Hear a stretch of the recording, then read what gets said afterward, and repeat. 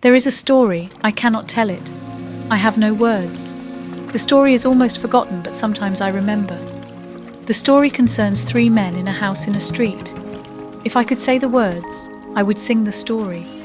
I would whisper it into the ears of women, of mothers.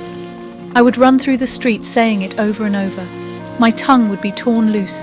It would rattle against my teeth. The 3 men are in a room in the house. One is young and dandified. He continually laughs. There is a second man who has a long white beard. He is consumed with doubt, but occasionally his doubt leaves him and he sleeps.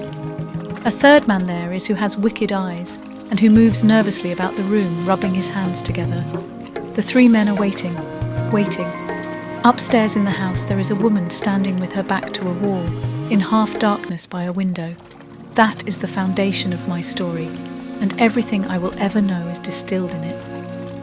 I remember that a 4th man came to the house, a white, silent man. Everything was as silent as the sea at night. His feet on the stone floor of the room where the 3 men were made no sound. The man with the wicked eyes became like a boiling liquid. He ran back and forth like a caged animal. The old grey man was infected by his nervousness. He kept pulling at his beard. The 4th man, the white one, went upstairs to the woman. There she was, waiting.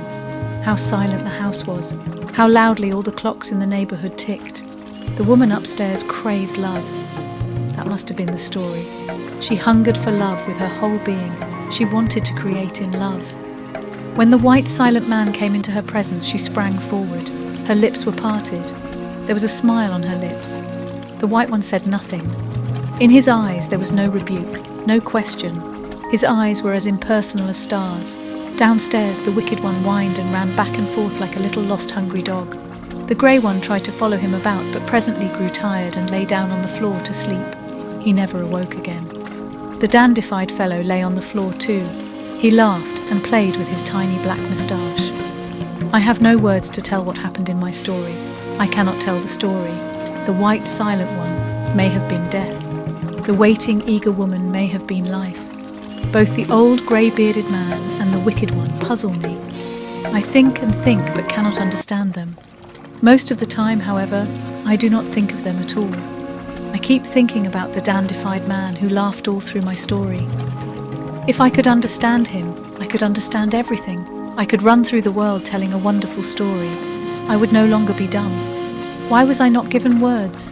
Why am I dumb? I have a wonderful story to tell, but know no way to tell it.